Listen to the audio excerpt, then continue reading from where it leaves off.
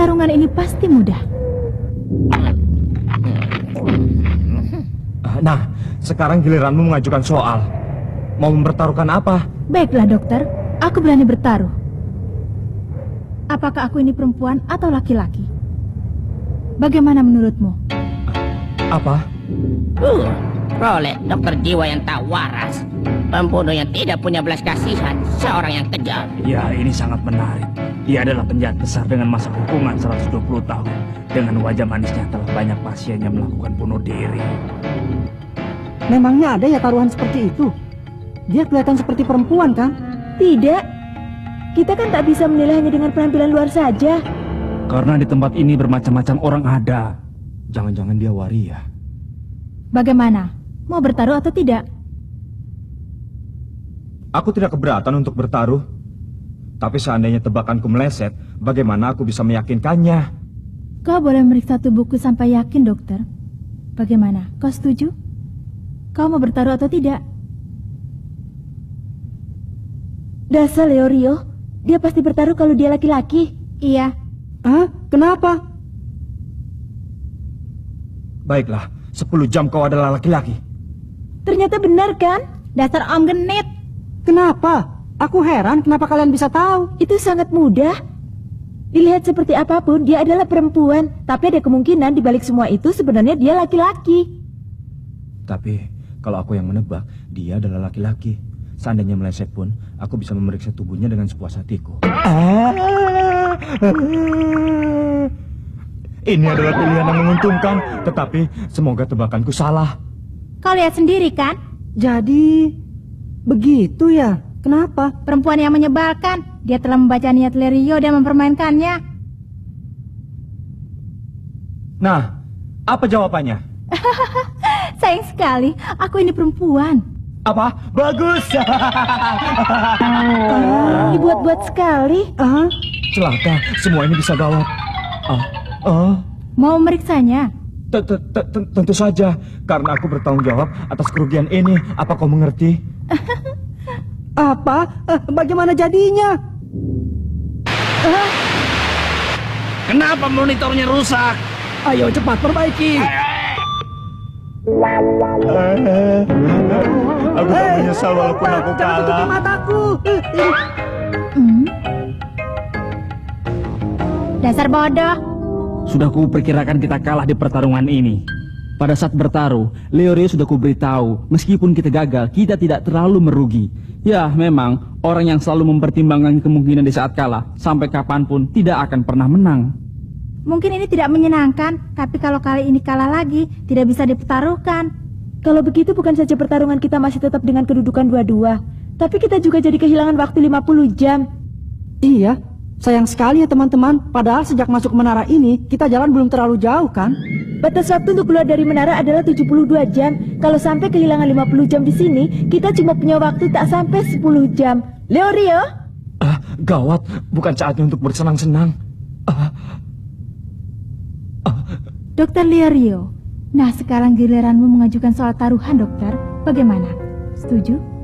Berhentilah memanggilku dengan sebutan dokter. Sudah dimulai? Ayo cepatlah. Senyuman wanita itu sungguh mengerikan. Saat lawan-lawannya sedang lengah dan bicara, rahasia akan dikorek olehnya. Lalu dia akan semakin menekan mental lawannya. Dari tadi aku melihatnya. Pria ini sangat mementingkan persahabatan dan temannya. Itu berarti disitulah letak kelemahannya. Karena terlalu menanamkan kesadaran itu dalam hatinya, dia jadi lengah dalam taruhan yang tidak berhubungan dengan itu. Apalagi karena aku perempuan, itu membuatnya semakin lengah saja. Waktu yang bisa dipertaruhkan tinggal 10 jam. Aku tidak boleh kalah lagi. Tapi saat ini, tak terpikirkan olehku, sudah pasti dia akan menang.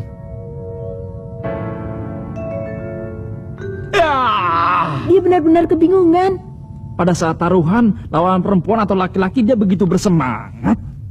Kenapa? Ini giliranmu, dokter. Cepat ajukan soalnya. Aku sudah capek menunggu. Tunggu. Apa yang kau ucapkan tidak semudah itu. Padahal kau dokter, Tapi mengajukan satu soal saja tidak bisa. Apa yang kau bilang? Enak saja kau berkata begitu. Aku tidak suka kalau disebut aku ini dokter. Kalau mau taruhan, aku ini laki-laki apa perempuan? Tidak. Itu terlalu mudah. Apa Kurapika saja yang kujadikan bahan taruhan ya? Kenapa dia melihatku? Sampai kapan kau mau membuatku menunggu, dokter? Ini kan masalah mudah. Kau bisa mengajukan soal tentang dirimu sendiri. Ataukah kau bahkan tidak memahami tentang dirimu sendiri, Dokter Leorio? Apa? Kalau begini kita tidak jadi tahu siapa yang sebenarnya dokter. Baiklah, aku akan memberikan diagnosa untukmu. Aku sangat memahami tentang dirimu, Leorio. Ada sesuatu yang aneh dari orang itu ya. Biarpun pura-pura jahat, tapi sebenarnya kau adalah orang yang baik yang menjunjung tinggi kebenaran. Biarpun kau seperti itu, tapi di dalam hatimu kau memiliki trauma yang sangat besar. Jangan-jangan ada pasien yang meninggal gara-gara kamu ya? Sepertinya tebakanku tepat ya. Siapa yang meninggal itu? Temanmu? Benar, pasti teman ya. Temanmu telah meninggal gara-gara kamu ya? Kau salah, itu bukan gara-gara aku.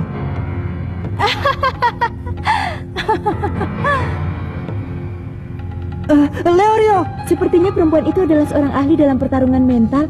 Kalau begini bisa gawat. Ini baru dimulai. Akan kupermainkan persahabatan atau apapun yang kau junjung itu. Sayang sekali kau bukanlah pasienku. Seandainya kau pasienku, aku pasti tidak akan segan-segan sampai kau mematahkan leher atau menggantung dirimu sendiri. Sial. Temanmu yang meninggal itu sedang tertawa, Leorio, demi memeriksa apakah aku perempuan atau bukan. Kau telah menyanyiakan 10 jam. Gara-gara perbuatanmu, semua temanmu yang ada di sini akan gagal. Hentikan. Lagi-lagi kau mengulangi kesalahan yang sama yang pernah kau lakukan dulu. Seperti halnya saat temanmu meninggal gara-gara kamu. Coba lihat ekspresi teman-temanmu yang ada di situ. Temanmu yang meninggal gara-gara kamu itu pun menunjukkan ekspresi yang sama. Itu gara-gara kamu. Semuanya gara-gara kamu, Leorio. Hentikan! Gawat, dia telah terbawa oleh pengaruhnya. Tenanglah, Leorio. Kami semua mempercayaimu. Kau jangan panik begitu. Sudah, tenang saja. Bukankah pertarungan yang tadi juga bisa dimenangkan berkat adanya kamu, Leorio? Dengan keadaannya yang sekarang, apapun yang kita katakan sepertinya percuma saja. Leorio! Leorio! Bagaikan tikus terjebak dalam perangkap. Nah, sekarang apa soalnya, Leorio? Soalnya...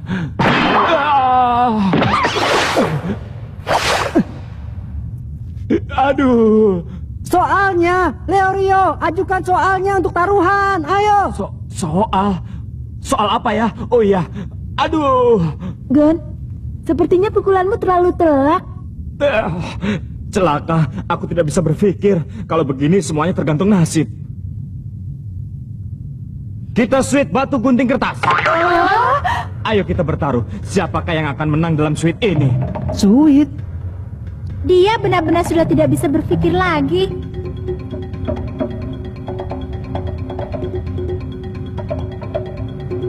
Iya, baiklah. Suit batu gunting kertas. Aku mempertaruhkan semua waktu yang kumiliki kalau akulah yang akan menang. Apa semuanya? Bagimu bukanlah masalah, kan? Terserah aku mau mempertaruhkan berapa lama. Lagi pula, seandainya kau kalah pun, waktumu yang terampil tetap 10 jam. Tenang saja. Kalau sampai 10 jam itu terambil, pertarungan akan berakhir. Sial, kenapa aku begitu pesimis?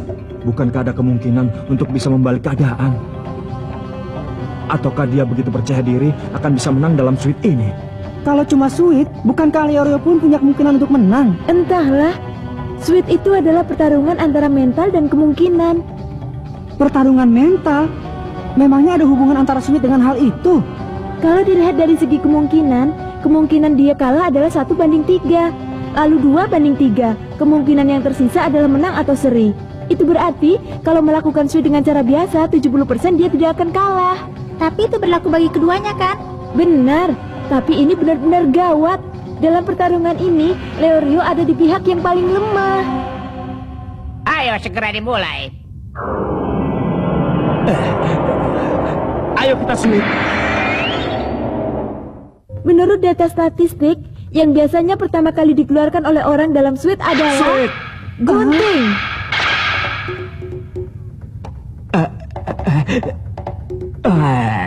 Karena itu kalau di saat pertama ini mengeluarkan batu, kemungkinan menang atau seimbang akan bertambah. Jadi, kalau begitu Leorio sudah tahu ya. Tapi masalahnya adalah perang mental yang akan terjadi setelah pertarungan ini. Perang mental. Selanjutnya apa ya? Karena tadi sudah mengeluarkan batu, berarti yang berikutnya pasti bukan batu. Tidak, mungkin saja batu lagi. Tidak, tunggu dulu. Mungkin saja dia akan mengeluarkan gunting. Ternyata sweet itu pertarungan yang menegangkan. Bagaimana kalau aku beritahu? Oh, Setelah ini aku akan mengeluarkan kertas. apa?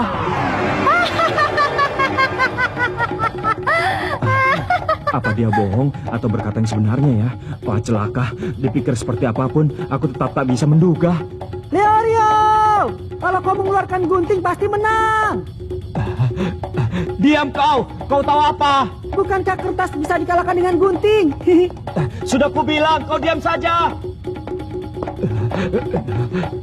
Kertas atau batu atau gunting ya? Ayo kita mulai. Baik. Ayo kita mulai. Aku takkan kalah!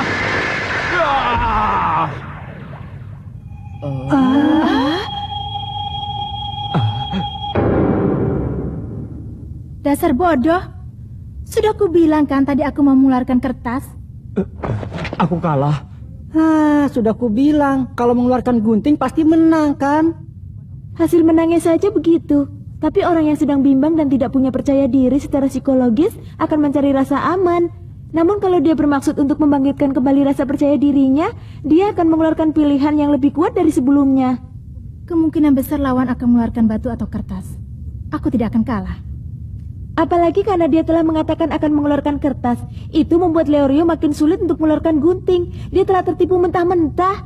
Dia telah terpedaya oleh perempuan yang licik seperti ular itu.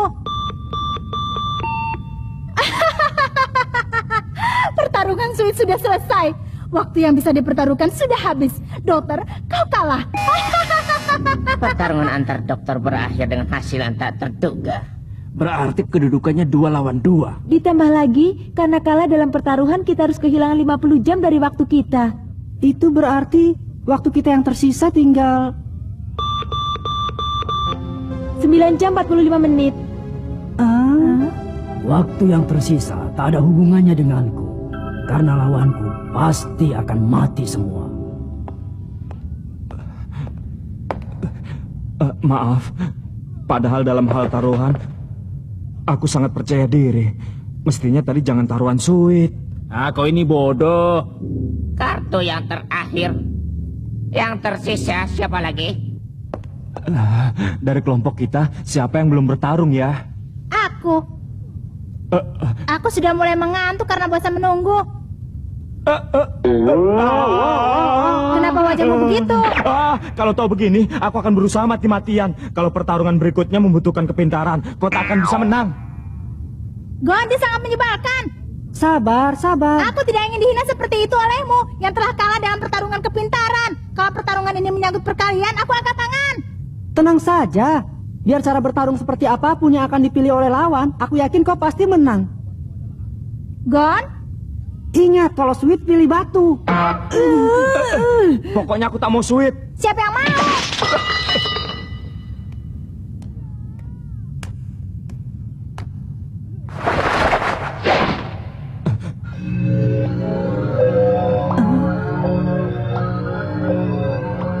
Kilua. Nama pria itu adalah John si penjaga. John? Kilua? Biar saja walau kita mesti kalah. Tapi jangan bertarung melawan dia. Sebenarnya aku juga pernah mendengar nama itu. John, si penjagal.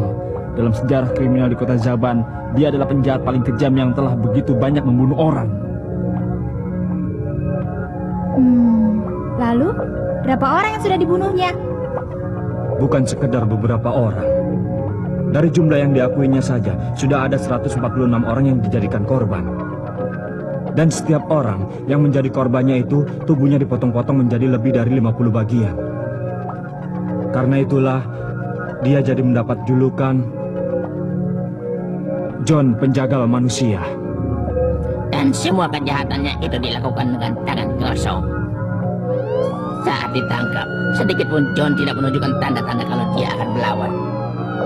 Tetapi saat polisi yang akan menangkapnya sedang bersiap untuk menyalakan mobil patroli,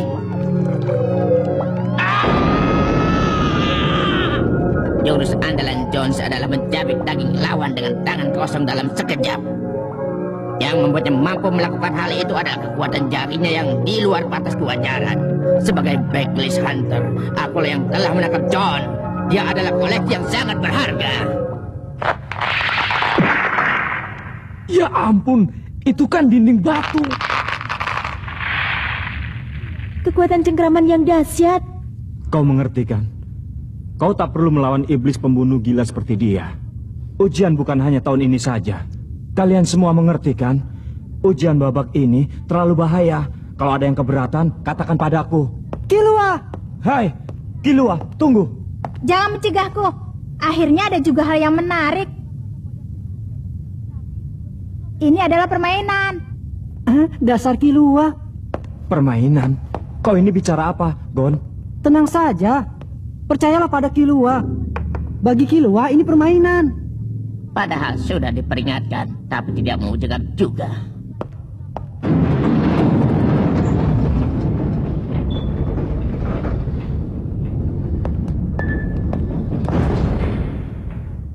Setelah begitu lama, akhirnya aku bisa mencengkram daging manusia lagi. Benarkah? Gon, dia itu tak akan melakukan adu kepintaran. Yang ada di otaknya hanyalah mencabik tubuh lawannya saja. Tidak apa-apa. Lalu, mau bertarung bagaimana? Bertarung. Gon, Tenang saja. Jangan salah. Yang akan terjadi setelah ini adalah pembantaian secara sepihak. Aku tidak punya minat dengan ujian ataupun pengurangan hukuman. Aku hanya ingin mencabik daging dengan tanganku ini. Dan itu sudah cukup bagimu untuk menjerit saja. baik. Kalau begitu yang mati dianggap kalah ya. Hentikan, Killua. Killua. Kaulah yang akan...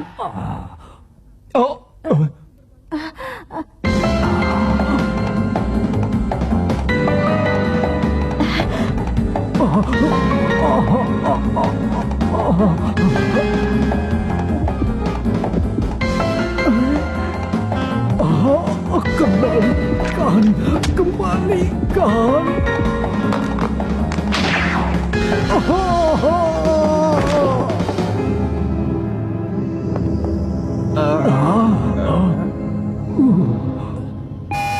Nah, 3 lawan 2. Ini berarti kami semua boleh meninggalkan tempat ini kan?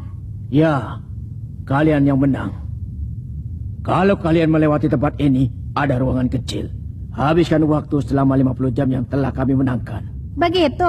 Ngomong-ngomong, Paman, kalau tidak melakukan apa-apa rasanya ada yang kurang kan? Kau mau main denganku? Tidak, aku tidak mau. Anggota keluarga pembunuh gelap terkemuka. Iya, namanya keluarga Zoldyck.